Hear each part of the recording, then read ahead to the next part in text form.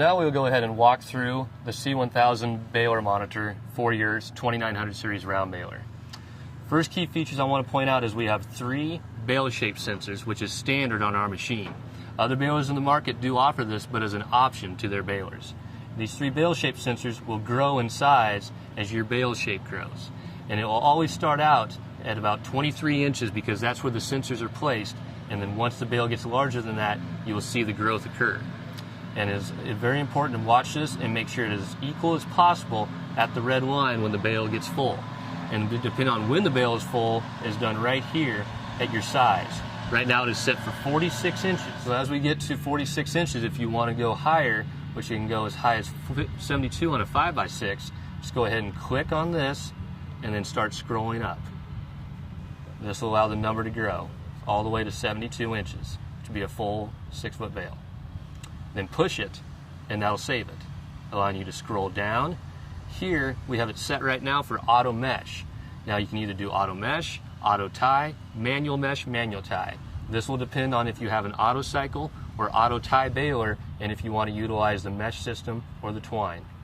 We will leave it set for auto mesh for auto cycle baler. Now as you turn down here, you can have this set to either manually open up the tailgate and kicker with an auto tie, or if you have your auto cycle, set this to auto so that your kicker and tailgate then knows to automatically open up with that system. We can also see down here the baler is currently stopped. This takes you through the whole process of what's going on with your baler. If you are feeding and moving in the field, it'll show that it's working. If you have the tailgate open, kicker open, etc., it will show you every process and movement along the way. You also then have your bale counter. For each individual field you want, you can actually count the number of bales and then even look and see how many mesh bales and twine bales you've done, and we'll look at that momentarily. But back up here on top, we can now go to the mesh settings. And keep in mind, if this was set for twine, then this would be the twine settings. So right now we have 2.5 wraps set with a tailway delay of 0.8. We will leave our 2.5 wraps, but if you wanted to, just click on this once again and start moving the number to whichever direction fits you best. And then also tail delay. What this means is currently set at 0.8. Is basically once you have hit 2.5 wraps, this is how much more the bale will rotate before ejected from the tailgate. So therefore you don't want your tail delay too high because it will lead to a higher cycle time. The best benefit of this tail delay is if you notice that the tail is catching maybe the top side of the tailgate when it opens and pulling it back, adjust your tail delay just a little bit, and that way it'll be in a different position when the tailgate opens, and then your tail won't not be interrupted with the tailgate, giving you a much better quality looking bale every time. And if you want to return back, just hit this top arrow to go back to the main screen. Now we can go ahead and look at the baler settings. Now this shows auto kicker.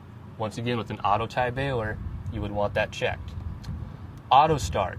This means when you get to your full, say 72 inches, it will start wrapping or tying in 1 second.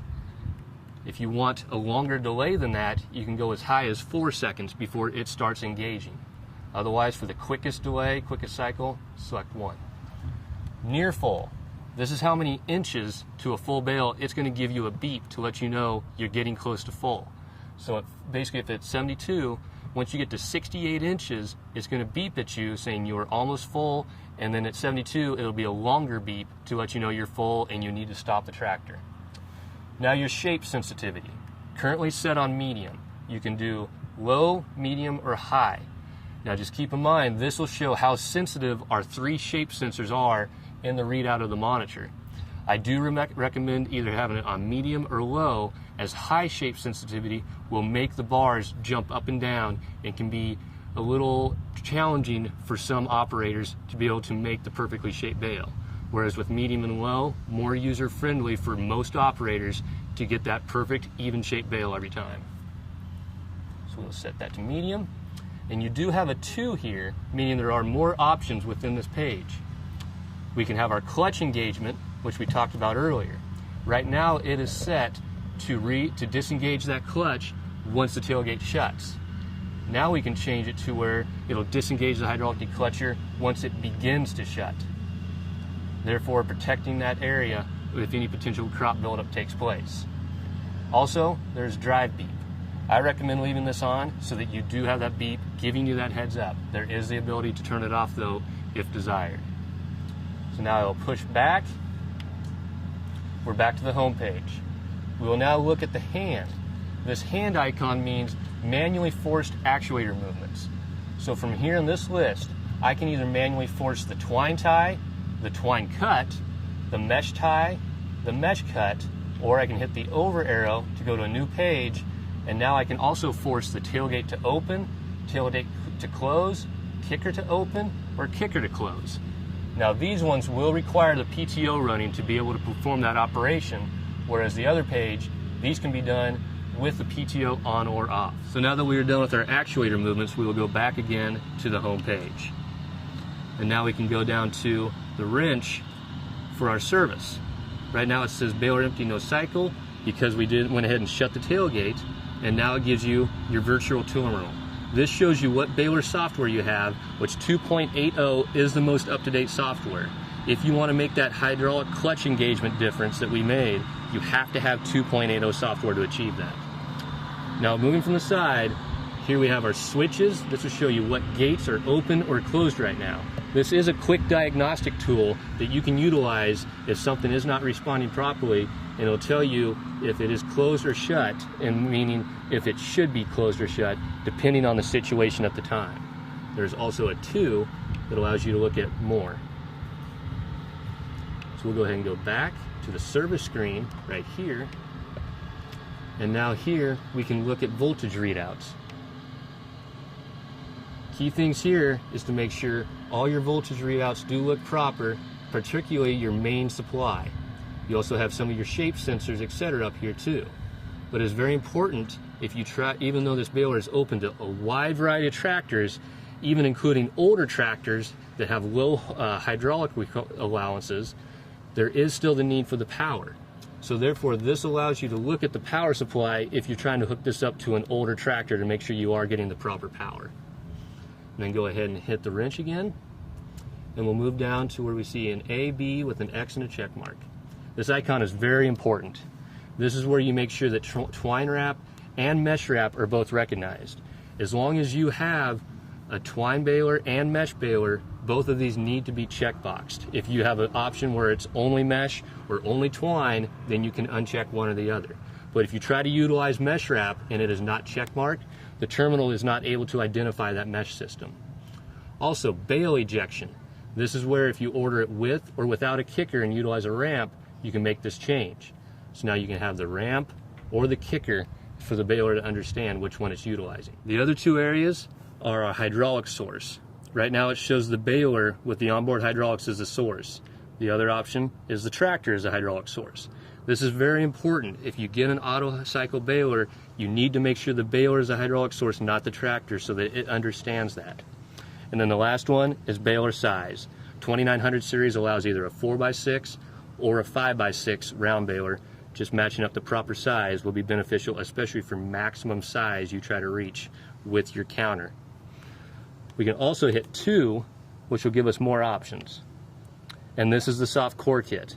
We discussed this earlier in the walk around, how we can install a soft core kit and then utilize it through the monitor. Once it's installed, just make sure to come in here and check it so that it understands now that it has a soft core kit. And this will give you the ability to adjust how soft or tight you start with your core. We'll go ahead and uncheck it back, and we'll go back to the wrench. So the last one here we want to look at is error codes. So now this will show you any current error codes that have popped up on this baler. Also, you can look at, by pushing here, the date and time of the most recent error code, as well as the number. Now showing progression of from the earliest to the most recent of how that works. And you can scroll through these with the up and down arrows as well to look at each individual one, and then push this to see when that took place. This is a beneficial diagnostic tool to have right inside your monitor. Go back to the wrench, hit our error codes, and then also any editing, etc. can be done at this point. we will hit the wrench, hit the over arrow, and here are your calibrations and tests. Just to quickly show you, this is our bale shape sensor calibration. So once you have started to set up your baler, you need to make sure the bale shape sensor is proper. This is done at the Hesston factory to make sure that those sensors are calibrated before they even show up at the dealership. However, if you notice any type of sensors that being off on the bale size from performance of the bale, it never hurts to come back in here and then go ahead and go through this process. Also, bale size calibration is the second of the only 2 calibrations this baler requires. Once again, it will want you to continue, and all you have to do is make the first bale of this baler's life. And then once that's made, measure that bale, height as well as width. And then go ahead and come into here and then check mark that and put in the size that it was. We will go ahead and hit OK. Once you do that, it walks you through the whole process. Make sure the chamber is empty and push this button right here. Once you do that, then you can type in the number. So if you were trying to achieve a 60-inch bale, which is recommended for the first bale size when doing the calibration, and if it actually measured 59 inches, type in 59 inches right here. Once that is done, just select it and then it is complete. All you have to do is scroll to that, pull the number, and then once you push it again, the calibration is done and you're ready to go. We will go ahead and go back out for now. And also, what is very important about this is if we go back to the home screen, that's why you do not want this set on a 5x6 baler to 72 inches for your first bale, to make sure that the calibration on bale size, it could be off on the high side, and you don't want a 75, 78 inch bale on your first bale. So set this to 60 inches to start, and then it has that leeway, high or low, to make sure that you can account for that on your bale size calibration. Once that bale size calibration is done though, then you can bring this back up to 72 inches and make your 5x6 bale. Also, the last 2 things is you do have different twine adjustments you can make, and also a twine test and a mesh test. So the mesh test will actually walk through and make sure it is doing 2.5 wraps for you. It is recommended though that you do these without any twine or mesh engaged, otherwise that will cause issues because it has no bale to feed while you're running this test. So make sure everything is opened up, clear of mesh or twine before you run these 2 tests. The twine, you'll ask to continue to calibrate, and then you can go through that twine calibration as well. So moving on, the last thing we want to see back at the home page is I hit this over arrow, and now we have not only our service interval time, which can be adjusted and zeroed out. So this shows how many hours have been put on since our last service interval. Each one, once you do that service work, you can zero it out and it'll count again. It allows you to keep track of your service intervals over time. The other feature is right here, your bale counter. This allows you to add up to 5 different fields and keep track of how many bales, how much time you spent in the field. So you can go to each one and use that to be the highlighted one on the main screen. Also though, if you ever want to zero them out, you just hit this 0 icon and it'll zero out the field, and then you can create a new one from there. But you also have one that is your overall life of the baler, and that is right here. This one can never be zeroed out and will always keep track of how many hours the baler has spent running and how many twine bales and mesh bales it has made for its entire life, as well as the total bales overall. Very important, obviously, when it comes to trade in your baler for a brand new 2900 series baler.